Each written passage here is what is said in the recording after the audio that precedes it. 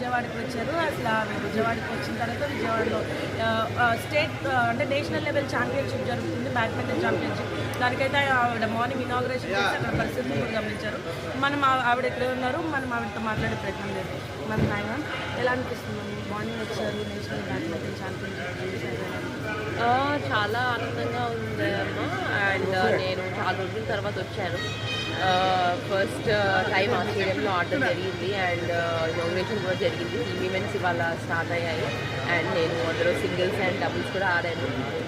So I think ఇది ఒక మంచి ఆపర్చునిటీ చాలామంది యంగ్స్టర్స్కి. అండ్ ఐ థింక్ నేను నా టీమ్కి ఒక పాయింట్ ఇవ్వడం, 2 పాయింట్స్ ఇవ్వడం జరిగింది. సో దాట్ యూనో వాళ్ళకు కూడా ఒక ఆపర్చునిటీ వచ్చి మంచి జాబ్స్ అవకాశం కూడా వస్తాయి.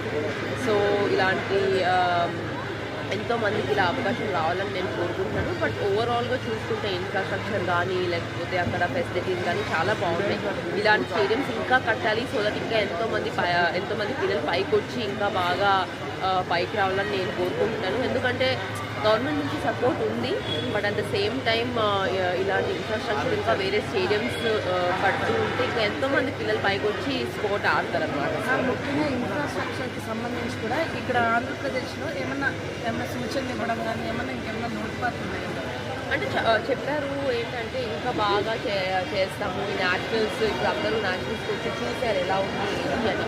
సో వాళ్ళకు కూడా చాలా బాగా ఫెసిలిటీస్, స్టేడియం చూసుకుంటే లేకపోతే ఎంతోమంది పిల్లలు కూడా ఉన్నారు అక్కడ, క్రౌడ్ కూడా ఉండింది, చాలా బాగుండింది. కోర్ట్స్ కూడా చాలా బాగున్నాయి. సో ఐ థింక్ ఇది ఒక ఎగ్జాంపుల్గా పెట్టుకుని ఇలాంటి స్టేడియంస్ ఇంకా చేయాలని నేను అనుకుంటాను. బట్ అదర్వైజ్ గవర్నమెంట్ సైడ్ నుంచి కూడా చాలా సపోర్ట్ ఉంది.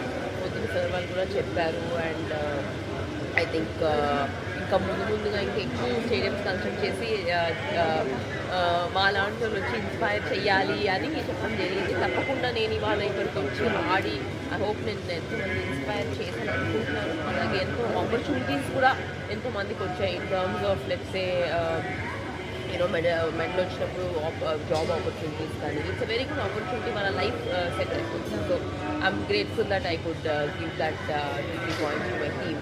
లాస్ట్ క్వశ్చన్, విశాఖలో మీ డ్రీమ్ ప్రాజెక్ట్ ఏదైతే ఉందో అది ఎప్పుడు రానున్న సంక్రాంతికి మొదలవుతుందా లేకపోతే ఏంటని మీరు అప్డేట్ చేయండి? స్టార్ట్ చేసామండి, స్టార్ట్ చేసాం అయితే జరిగింది. అండ్ ప్రస్తుతం అయితే డెఫినెట్లీ బిగ్ ప్రాజెక్ట్ కాబట్టి ఇట్స్ టేకింగ్ టైం.